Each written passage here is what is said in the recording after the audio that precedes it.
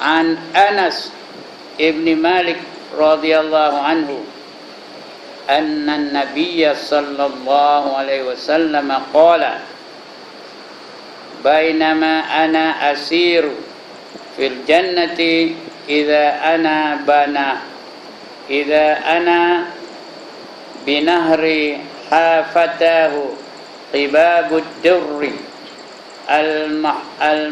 al-mujawwaf qultu ma hadha ya Jibril qala hadha al-kautsar alladhi a'taka rabbuk. Hadis ini bersangkutan dengan mengenai telaga Al-Kautsar, ya. Dari Anas radhiyallahu anhu. Anas ni Anas bin Malik, sahabat besar, ya. Anas bin Malik. Katanya bahawa Nabi sallallahu alaihi wasallam bersabda, dalam masa aku sedang berjalan ke syurga, masa nak pergi ke syurga tu Nabi. Ini Nabi belum lagi masa itu pergi ke syurga lagi. Bila masanya? Dalam peristiwa Isra' dan Mi'raj. Nabi dibawa ke syurga, melihat di alam syurga tu, dapat dia masuk ke dalam syurga tu. Bukan mimpi, dia masuk dalam syurga tu betul-betul. Dan juga neraka, dia tak masuk neraka, tapi dia nampak dari luar perkara-perkara yang di dalam neraka tu. Itu peristiwa Isra' dan Mi'raj. Masa itu tiba-tiba aku bertembung dengan sebatang sungai. Aku nampak berjumpa dengan sebatang sungai yang ada pada kedua-dua tebingnya kubah-kubah dari mutiara. Kubah tahu? Macam masjid ada kubah atas tu. Itu kubah daripada mutiara yang dironggakan, artinya berlubang. Mutiara itu berlubang. Aku bertanya, sungai apa ini wahai Jibril? Jibril ni pemandu pelancong Nabi pada ketika itu. Jibril yang bawa Nabi itu daripada Baitullah Haram kepada Baitul Maqdis. Kemudian naik ke langit sampai langit ke-7, sampai ke Sidratul Muntaha. Tapi Jibril tak pergi ke Sidratul Muntaha. Ya, Jibril hanya bersama dengan Nabi setakat langit yang ke-7. Sidratul Muntaha Nabi pergi seorang untuk menerima pingat kebesaran yang paling besar, yang paling tinggi, iaitu Habibullah. Itu pingat yang diberi kepada Nabi sallallahu alaihi wasallam.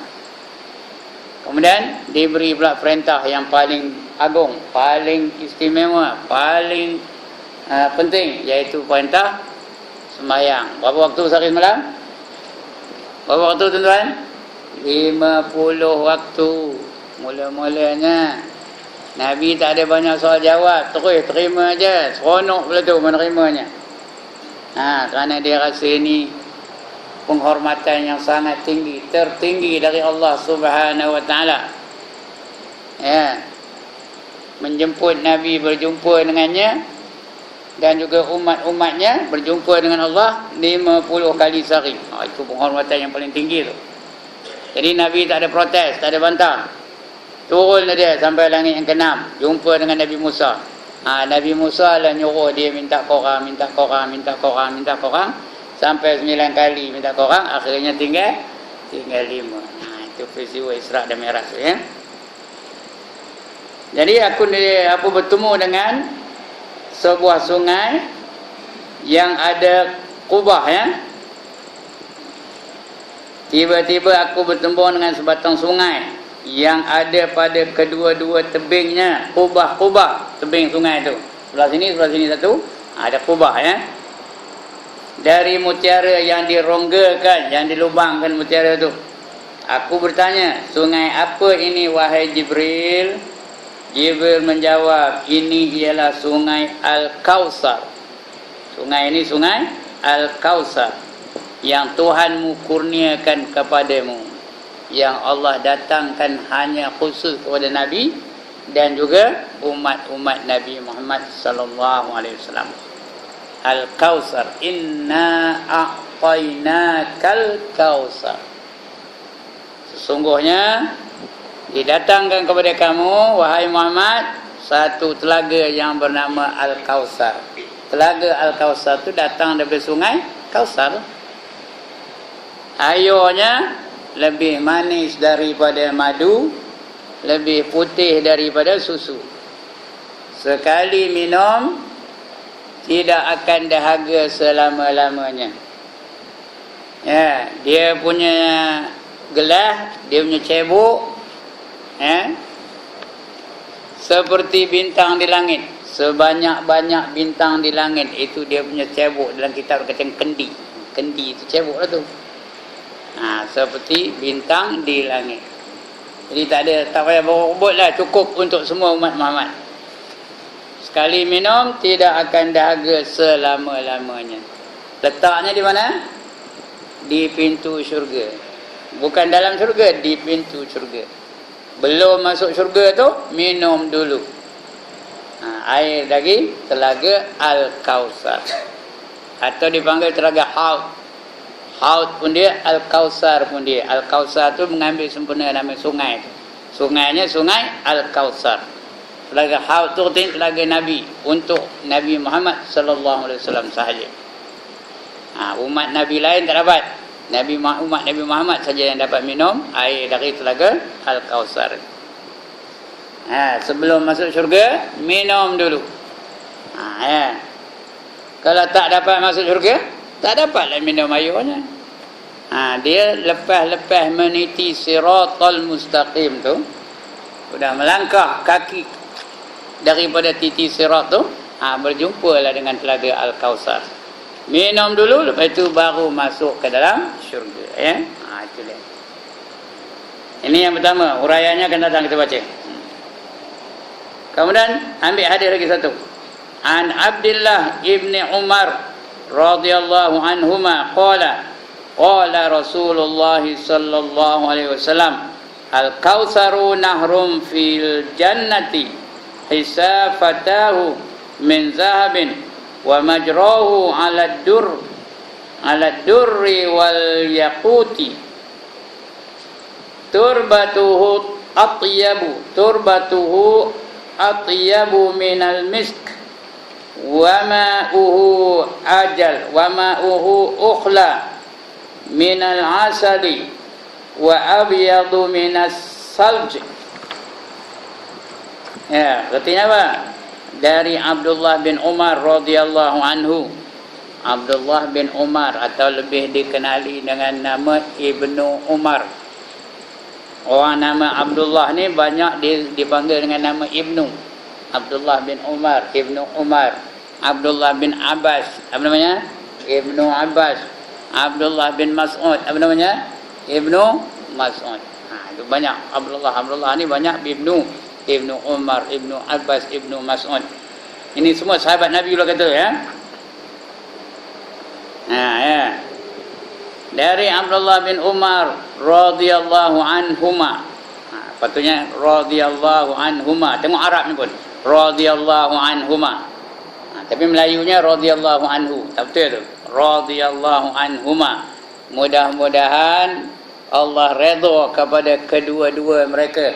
Redha dengan Abdullah, juga redha dengan Umar. Itu radhiyallahu anhuma. Kalau dia seorangnya Umar radhiyallahu anhu saja, kerana Al-Khattab tu belum Islam lagi ketika itu. Jadi radhiyallahu anhu, mudah-mudahan Allah redha dengannya. Yang ini dua-dua.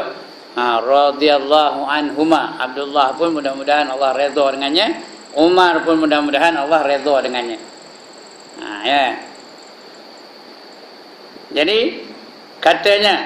kata di Abdullah bin Umar tadi, Rasulullah sallallahu alaihi wasallam bersabda, Al-Kausar itu ialah sebatang sungai di dalam syurga. Al-Kausar tu nama satu sungai di dalam syurga. Macam Sungai Keruh ni lah, satu sungai di dalam jajahan Batang Padang. Al-Kausar tu juga sebatang sungai daripada di dalam syurga. Kedua-dua tebingnya ialah dari emas. Sungai tu. Dalam sungai tu air lah, tapi tebingnya emas. Tepinya tu emas. Kedua-dua tebingnya adalah dari emas. Aliran airnya di atas mutiara dan yakut. Air itu berjalan di atas mutiara dan yakut. Dalam tu banyak benar mutiara. dan yakut. Yakut tu sejenis permata merah, yakut yang merah. Macam cincin saya ni yakut ni. Kata di Arab tu lah, ya ke tak entahlah. Katanya yakut ni. Ni saya beli di Madinah ni. Tahyin dia entahlah kata Arab tu inilah yakut katanya. Jadi daripada airnya dari tebing dari atas mutiara dan yakut. Bau tanah dasarnya lebih harum dari kasturi. Tanahnya pun lebih wangi daripada bau kasturi. Kasturi ni sejenis air wangi yang paling wangi dalam syurga. Itu namanya kasturi. Dalam bahasa Arabnya al-misku. Al-misk. Atau miskun. Kalau tak ada al-miskun. Kalau ada al-misku. Itu kasturi lah tu artinya. Kalau nampak ada misk. Itu kasturi lah tu. Dan airnya lebih manis daripada air madu. Lebih manis dari madu. Tahu. Dan lebih putih daripada salji. Lebih putih daripada salji. Salji itu memang putih lah. Tapi Al-Kausar tu airnya lebih putih daripada salji. Itu dia. Keterangan tentang telaga Al-Kausar atau sungai Al-Kausar. Tengok lagi satu hadis. 127. Banyak hadis kita baca malam ni. An Samurata radhiyallahu anhu anna an-nabiy sallallahu alaihi wasallam qala inna likulli nabiyyin hawdan wa innahum yatabahawna ayyuhum aksaru ridatan wa inni la arju an akuna aksarahumul waridah. Aksarahum waridah. Dari Samurat. Ini nama orang ni Samurat, sahabat juga ni. Radhiyallahu anhu, bahawa Nabi sallallahu alaihi wasallam bersabda, sesungguhnya bagi tiap-tiap seorang nabi ada sebuah kolam. Nabi itu semua ada kolam masing-masing. Nabi Ibrahim ada kolamnya, Nabi Idris ada kolamnya, Nabi Nuh ada kolamnya. Di mana entahlah. Tapi Nabi Muhammad kolamnya namanya Al-Kausar. Di mana letaknya? Di pintu syurga. Ada kolam belaka. Tiap-tiap seorang Nabi ada sebuah kolam. Dan sesungguhnya mereka masing-masing akan bermegah-megah. Siapakah yang umatnya yang lebih ramai datang minum? Dan sesungguhnya aku harap bahawa aku akan menjadi orang yang lebih ramai umatnya datang minum.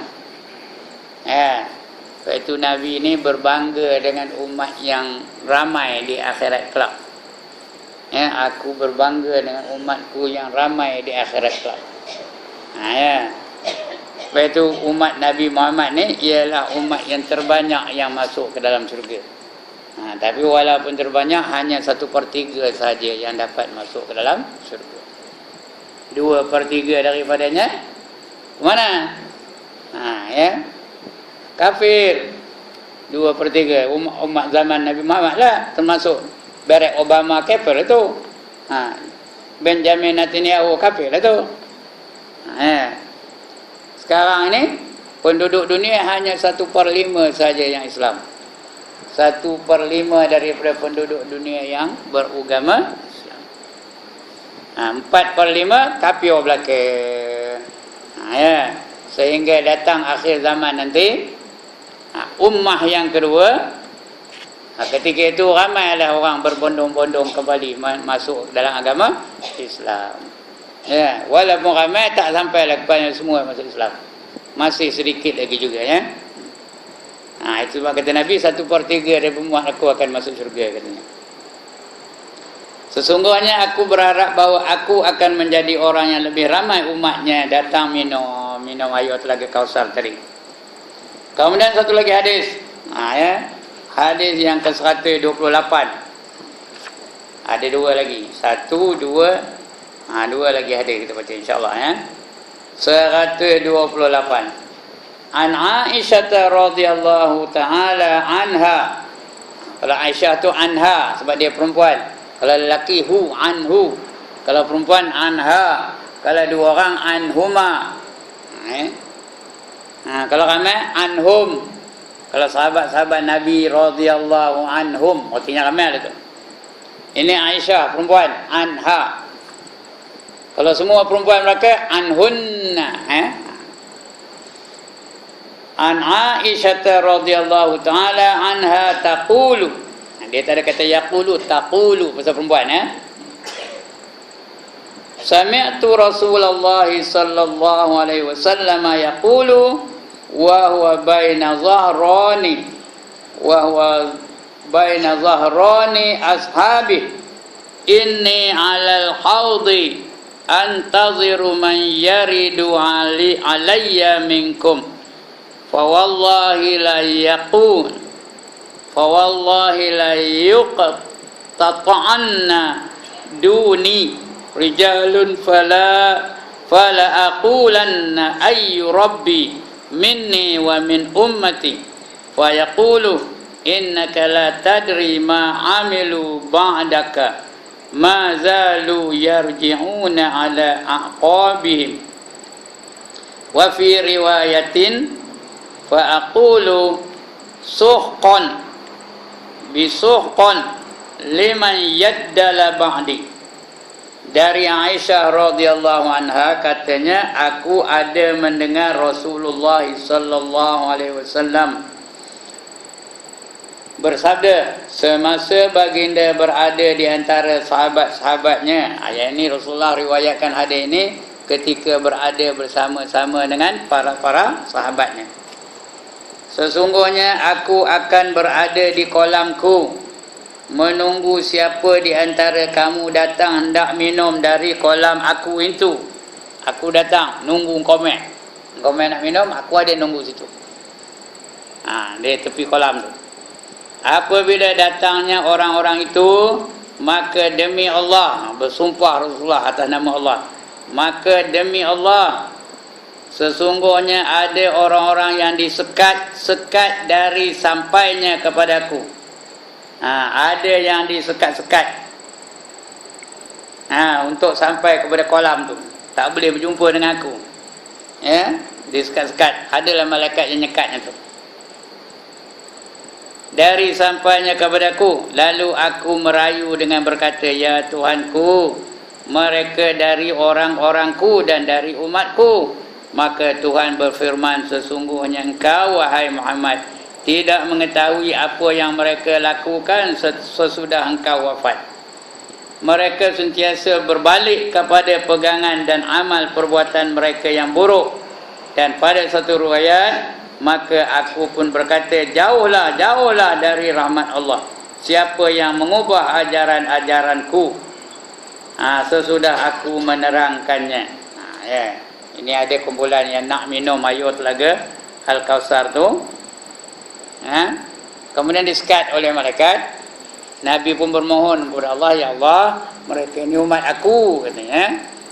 Mereka ini umat aku, janganlah kamu sekat mereka daripada berjumpa dengan aku. Janganlah kamu sekat mereka daripada minum telaga Al-Kausar ni. Jawab Tuhan, kamu tak tahu apa yang telah mereka lakukan setelah kamu wafat. Rupanya mereka telah kembali kepada kekufuran, telah kembali kepada kesesatan, telah kembali kepada perkara-perkara yang menyesatkan tu. Sekarang ni ramai dah, banyak dah. Ada yang mengaku jadi Nabi, ada yang mengaku jadi Tuhan pun ada, jadi Tuhan langit pun ada. Macam-macam ajaran-ajaran sekarang ni. Saya baru lagi tengok dalam Facebook, satu kumpulan sedang bertahlil, menari-nari la ilaha illallah, la ilaha illallah, tapi menari. Macam tak sedarkan diri, terhangguk-hangguk. Siapa nak tengok dalam Facebook saya ada tu. Ada dalam Facebook saya tu, memang saya ambil tu. Saya sharekan dengan itu. Kumpulan tak dari mana, apa jenis tarikatnya saya pun tak tahu. Menari-nari sampai tak sedarkan diri, pakai jubah pakai sorban tau. Pakai jubah pakai sorban. Itu di antara yang berlaku hari ini. Itu yang kita nampak tu, yang ada direkam, yang tak direkam. Ada satu kumpulan tu itu juga. Bila start je tali tu boleh elok terang, lepas tu dah gelap. Tali yang gelap, bercampur lelaki perempuan. Tak ada tu sampai nongin-nongin sampai tak sedarkan diri campur lelaki perempuan. Lepas tu dah tak sedarkan diri tu capai mana satu. Capai tahu capai apa? Apa benda capainya? Lelaki mencapai siapa? Takkan capai lelaki tepi lelaki tu pun. Lelaki mencapai perempuan, perempuan pun mencapai lelaki. Maka berlakulah maksiat dalam kelab tu. Sampai habis tahlil. Kalau jadi anak tu dikira wali Allah tu. Itu ada tarekat yang begitu. Ada tempat ni di Perak ni. Saya sebut di mana lah ya. Saya tahu tu sebab ada kawan saya seorang begitu. Dia masuk dalam tarekat itu, dia ngabur kan tu. Kenapa dia dah taubat lah. Dia ngabur begitu. Tempat tu. Ini yang berlaku hari ni. Sebab itu mereka tu dihalang, tak boleh dekat dengan Nabi. Tak usah nak berjumpa dengan Nabi, dekat pun tak boleh. Walaupun Nabi minta ya. Bila dengar itu kata Nabi, jauh. Kau tak nak dekat kamu, aku tak nak kamu dekat aku. Jauh. Ini ya. Ini hadis tu. Yang ke-129. An Abi Dzar radhiyallahu anhu qala, qultu ya Rasulullah, ma aniyatul haud? Qala sallallahu alaihi wasallam, wallazi nafsu Muhammadin biyadihi la aniyatuhu aksaru min adadi nujumis samai wa kawakibiha ala fil lailatil muzlimati al mushiyati aniyatul jannati man syariba minha lam yazma akhira ma alaihi yashabu fihi mizabani minal jannati. Wa fi riwayatin wa su'ila an syarabatin faqala ashaddu bayadan minal labani wa ahla minal asali yaghussu fihi mizabani yumiddanihi minal jannati ihdahuma min zahabin wal akharu min warqin. Baik, artinya apa? Dari Abu Dzar ni dikenali dengan Abu Dzar Al-Ghifari. Dia asal daripada kampung yang bernama Ghifar, lalu dipanggil dengan gelaran Abu Dzar Al-Ghifari. Mula-mula Islam ini dikembangkan melalui bisik-bisik, sengap-sengap, jumpa orang bisik-bisik tentang Islam ni. Bermula gerakan Islam di Mekah di rumah Arqam bin Abi Arqam. Ketika itu mereka menyebarkan Islam secara bisik-bisik, secara sulit-sulit. Tak boleh dengar ada orang, seorang. Sehinggalah Abu Dzar Al-Ghifari ni memeluk agama Islam. Bila dia memeluk agama Islam, dia mula terang-terangan menyeru manusia kepada Islam. Dia naik atas seketul batu, dia pun bersyarat, tuan-tuan, jangan menyembah berhala, jangan menyembah patung. Berhala itu buatan manusia. Dia tidak boleh memberi apa-apa manfaat dan dia tidak boleh memberi apa-apa mudarat. Berhala itu sesat, taghut dan sebagainya. Macam itulah kuat-kuat. Sehingga semua penduduk di Mekah tu dengar. Bila dia mendengar Abu Dzar ni mengata-ngata atau menghina-hina Tuhan mereka, patung tu Tuhan mereka ya. Mereka pun mulalah marah, naik angin. Mau dipelupuh nama Abu Dzar tu, cemas tak mati. Udah nak dibunuh dia mah. Ada seorang menahannya, jangan, ini orang dari Ghifar katanya.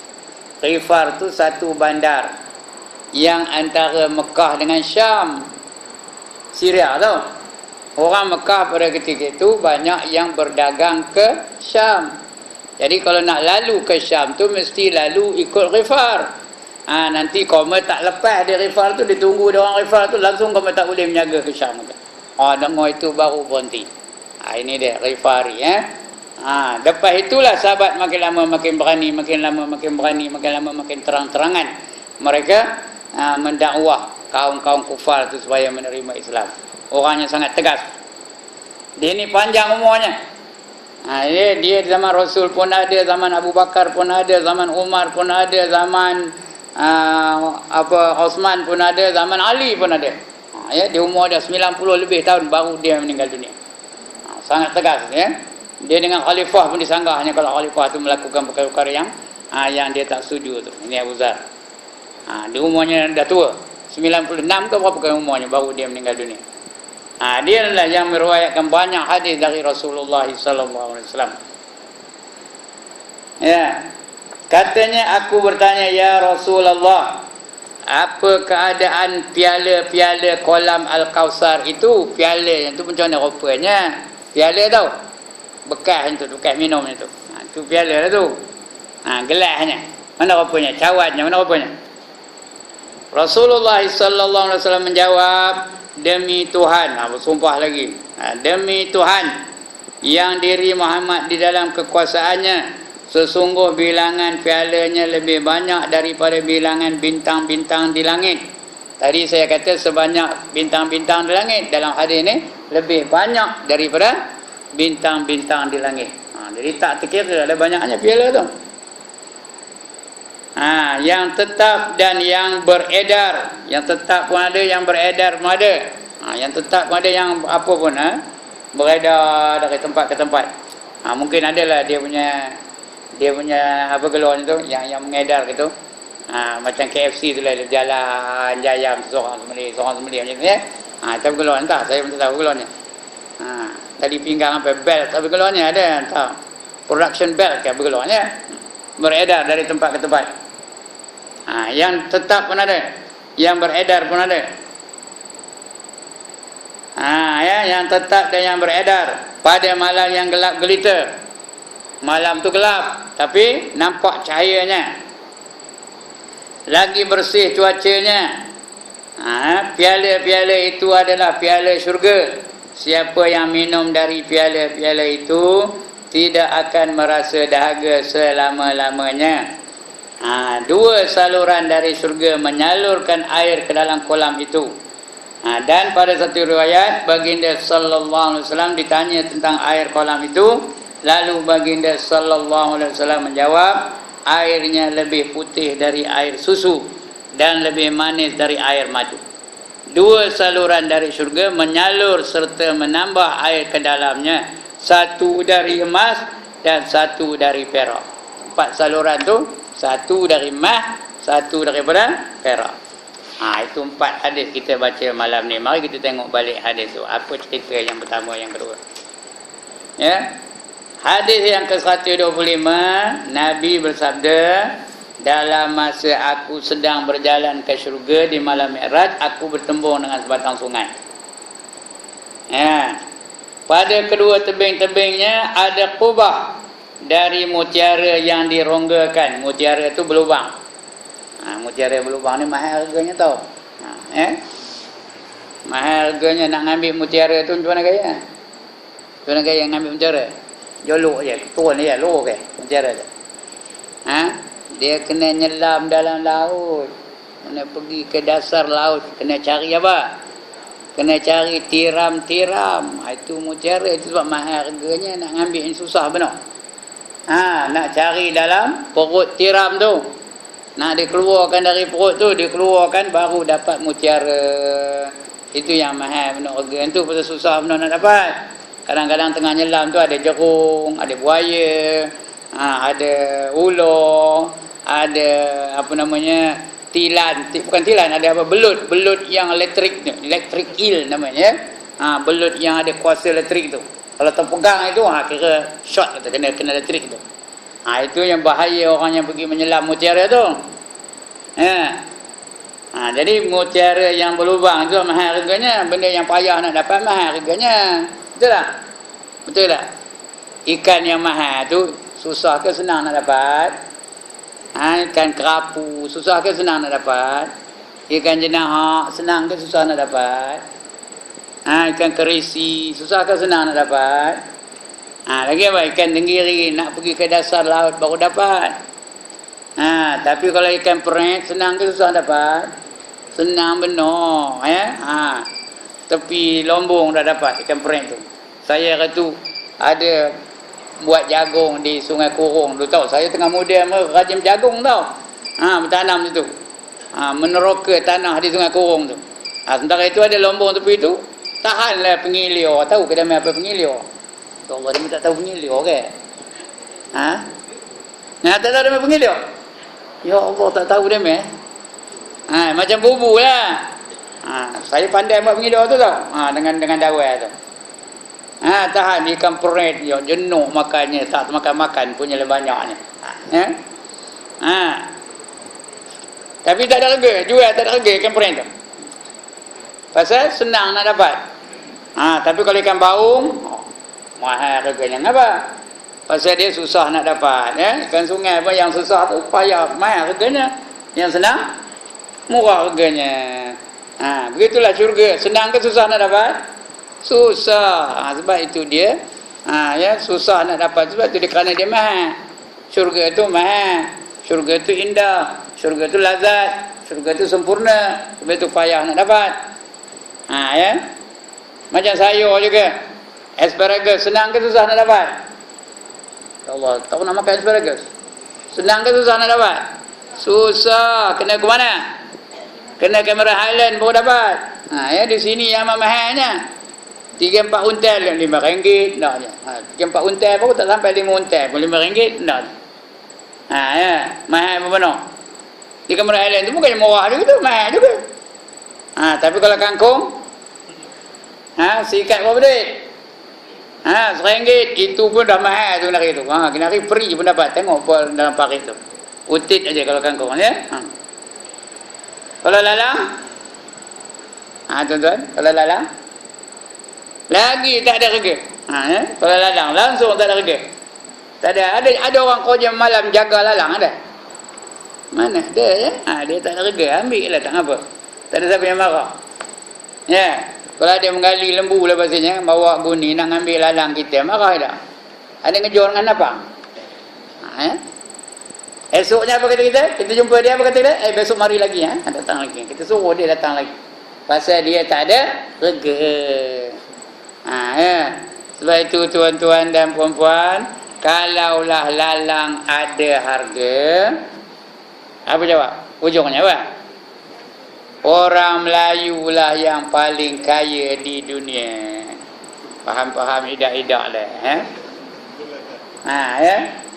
Kalaulah lalang ada harga, apa ujungnya?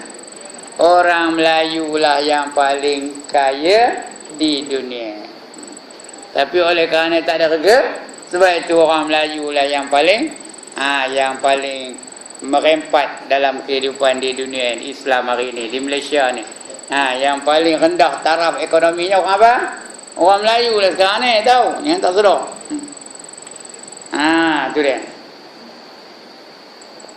Itu mereka apa tadi? Tiba-tiba aku bertemu dengan mutiara tadi. Yang dironggakan. Aku bertanya, sungai apa ini ya Jibril? Jibril menjawab, ini ada sungai Al-Kausar. Al-Kausar daripada Tuhan kamu, katanya. Allazi a'taka rabbuk. Iaitu yang didatangkan kepada kamu dari Tuhan kamu, kata dia. Jibril ngabur kepada Nabi Muhammad. Itu hadis yang ke-25, 125. Kemudian hadis yang ke-126, maksudnya kata Nabi, Kausar itu ialah sebatang sungai di dalam syurga. Dalam syurga itu banyak sungainya, tahu?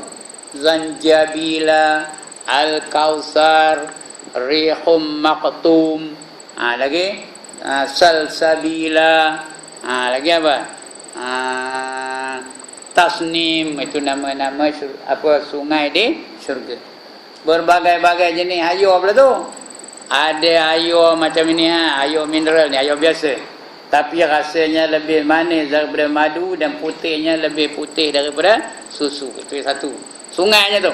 Cedok je airnya. Lagi minum lagi sedap, lagi minum lagi sedap, lagi minum lagi sedap. Tu air sungai di syurga ya. Yang kedua, sungai susu. Susu tu sungainya mengalir di bawah mahligai kita tu.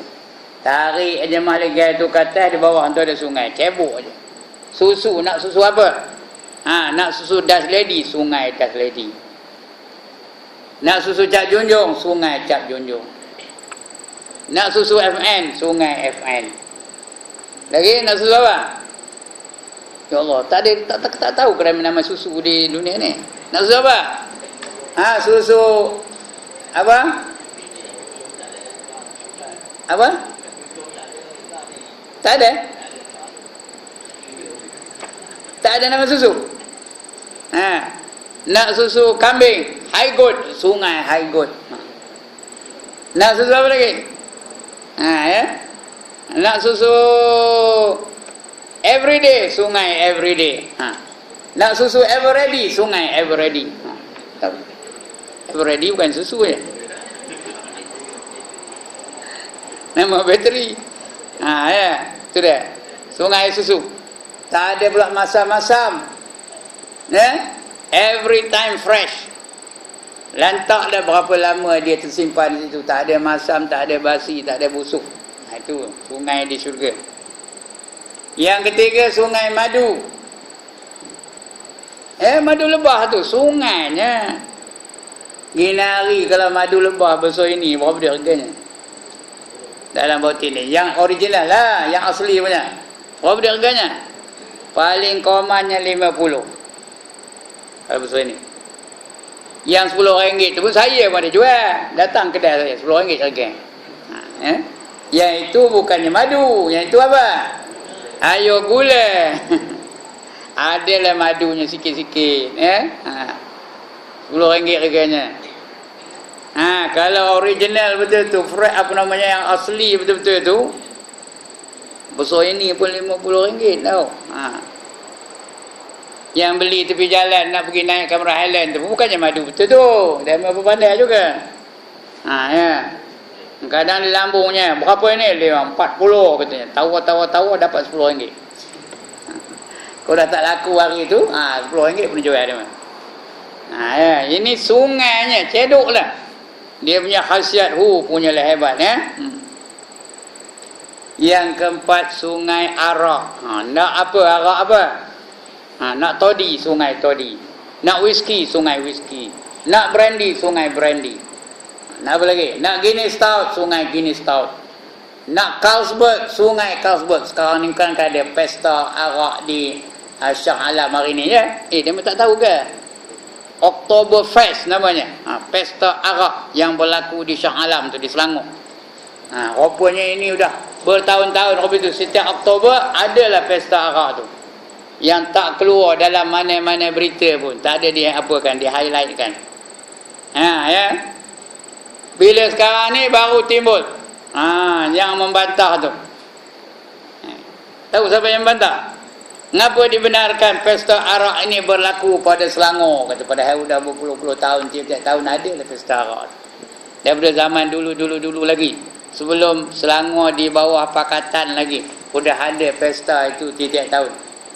Ya. Dulu dia main ontok aja. Tahu ontok? Tak tahu ontok? Ini nak berandai. Tanya Haji Jerani apa dia ontok. Tahu dia tahu ontok. Tak nak cakap, senyap aja. Kena di bawah heboh. Ngapa dibiarkan pesta arak ni berlaku di Selangor ni kata. Di bawah Pakatan kata. Tak kata dia orang yang bukan Pakatan lah ya. Dia memberontak atau memprotes.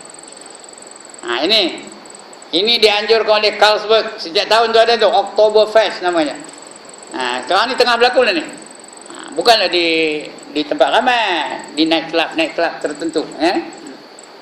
Ini sedang berlaku. Nak arak apa? Semua ada.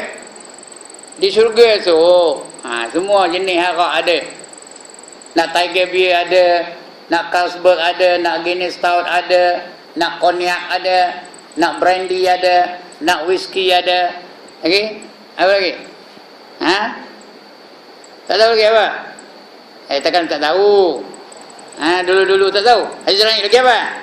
Nama arak lagi apa dulu?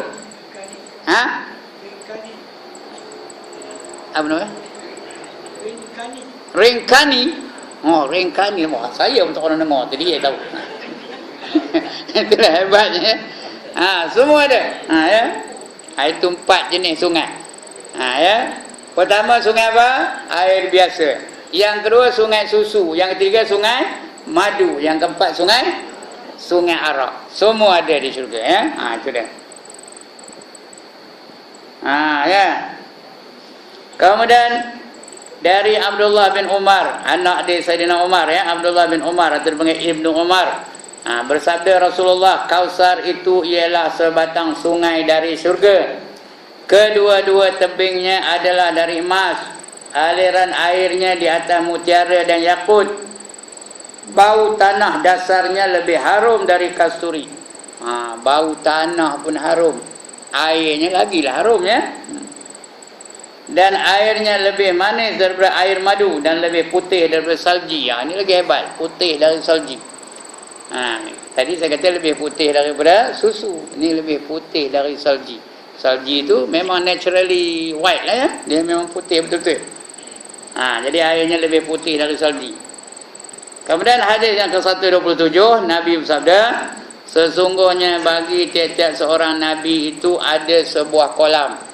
Nabi Ibrahim ada kolamnya, Nabi Yunus ada kolamnya, Nabi Sulaiman ada kolamnya, ya, Nabi Isa ada kolamnya, Nabi Musa ada kolamnya. Semua nabi-nabi itu ada kolam mereka. Dan sesungguhnya mereka masing-masing bermegah-megah. Siapakah umatnya yang lebih ramai datang meminum? Kolam mana yang dipenuhi oleh orang ramai? Yang paling banyak orang minum yang mana? Nabi itu bermegah, berbangga dia dengan ramainya orang datang minum ke kolam dia tu. Macam kedai lah, mana orang datang ramai beli kedai dia, tuannya tu bangga lah, megah lah tuannya tu. Tengok kedai aku, maju ya, ramai orang datang. Ini pun begitu juga ya. Tengok telaga mana yang mereka datang banyak minum di akhirat, di hari kiamat nanti. Megah mereka itu. Dan sesungguhnya aku berharap bahawa aku akan menjadi orang yang lebih ramai umatnya datang meminum. Sebab itu Nabi ajar kita cara hidup Islam, supaya kita layak dapat minum air dari telaga Al-Kausar, supaya kita dapat masuk syurga, supaya kita lepas daripada neraka, dan supaya kita lepas dari meniti siratal mustaqim. Sebab dianjurkannya berbagai-bagai cara hidup, ada adab-adab dalam Islam ni, supaya apa saja kita buat jadi sumber pahala. Makan jadi sumber pahala, minum jadi sumber pahala, kenuri kenara jadi sumber pahala, nikah kahwin jadi sumber pahala, bercakap dari sumber pahala. Semuanya jadi sumber pahala, supaya kita layak melepasi titi siratal mustaqim dan terus melangkah ke mana? Ke dalam syurga. Sebelum masuk syurga tu minum dulu air dari telaga Al-Kausar. Salah satu cara nak lepas daripada titi siratal mustaqim, tuan-tuan dan puan-puan, ya, lazimkan sembahyang 5 waktu berjamaah. Sama ada di surau ke di masjid ke, paling common di rumah bersama isteri dan anak-anak. Itu paling kudinya, paling tak guna, paling corot. Ya, paling terkebelakang. Sembahyang di rumah bersama isteri dan anak-anak ni. Tapi pastikan berjemaah. Bila berjemaah baru layak atau baru ada alat untuk kita naik nak menyeberangi titi siratal mustaqim. Apa alatnya? Apa kenderaannya? Tempat yang kita berjemaah itu. Kalau masjid, masjid lah. Kalau surau, surau lah. Kalau markas, markas lah. Kalau rumah, rumah lah. Itu yang menjadi kenderaan kita menyeberangi titi siratal mustaqim. Kalau seorang aja sembahyang di rumah, entahlah. Orang azan dari surau ni naik aja entahlah. Kena datang. Itu sebab kata Nabi, kalau kamu tahulah fadilat sembahyang berjemaah, nescaya kamu akan datang walaupun merangkak, kata Nabi. Merangkak pun datang.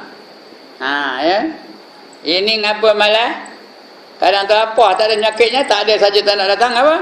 Pasal dia tak tahu fadilatnya. Dia tak nampak fadilat sembahyang berjemaah tu. Ya.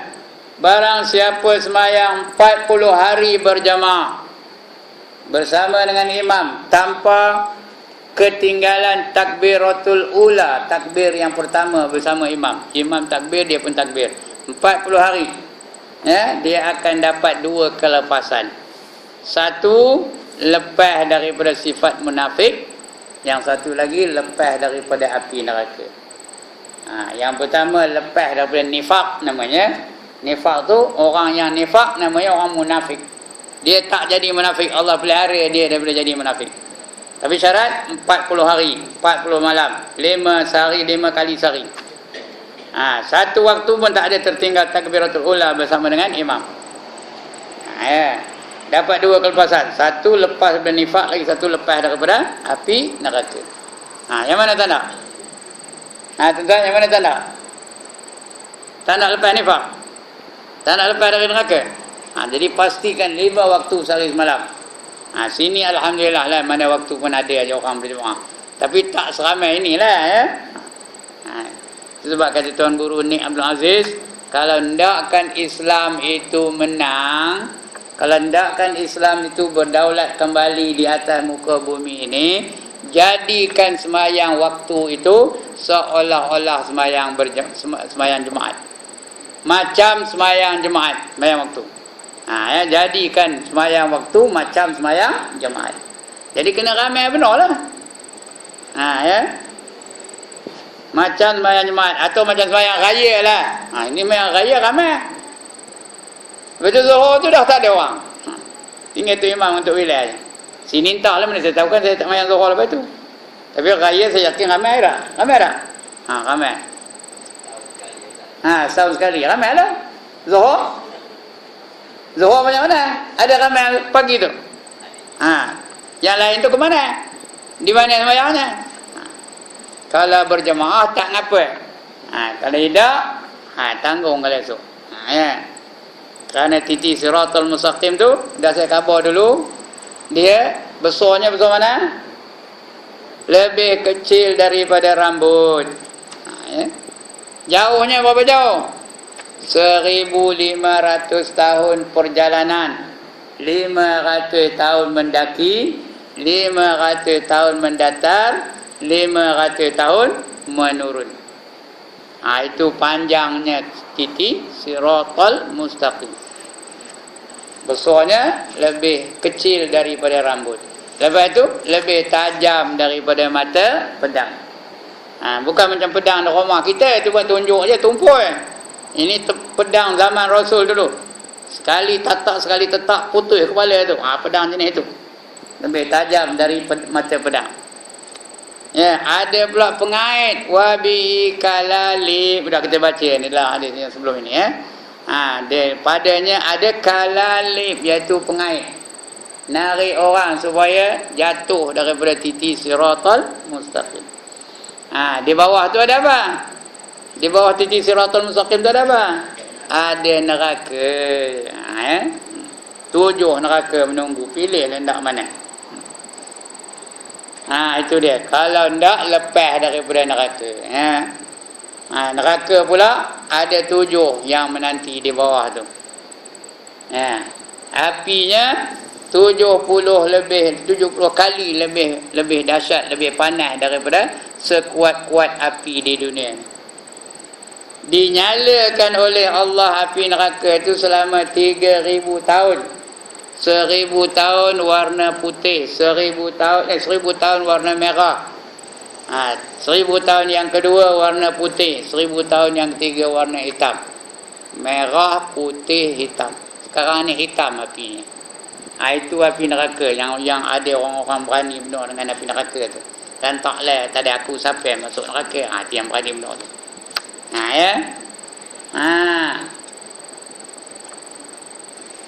Yang dahsyat, lebih dahsyat, yang boleh meleburkan besi-besi, boleh meleburkan kayu-kayu, boleh meleburkan apa saja, batu-batu. Tak ada siapa yang boleh dapat menahan kekuatan api neraka. Ini dia sebab itu kita lazimkan berjamaah 5 kali sehari, 5 times a day. Bukan maghrib isyak aja ya, 5 kali sehari. Tomorrow morning, subuh, pastikan ramai ini juga datang ke surau ni. Besok pagi. Kecuali dia ada hal di tempat lain, berjemaah juga tak apa. Berjemaah juga tak apa. Jangan seorang-seorang diri aja. Baik.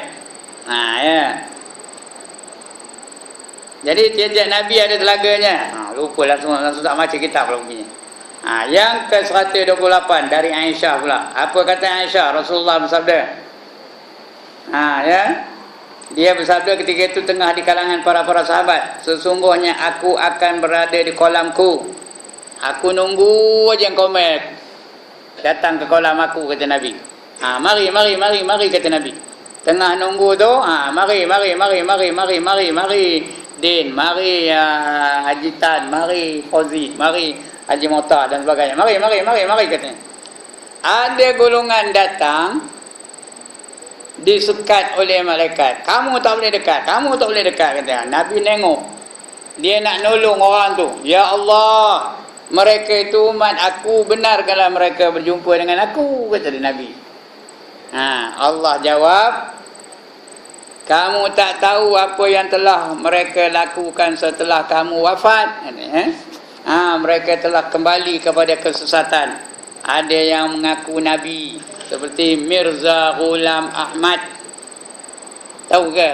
Kenal orang namanya Mirza Ghulam Ahmad yang mengasaskan kumpulan Qadiani namanya. Qadiani. Dia tu orang India. Hafal Quran. Namanya Mirza Ghulam Ahmad.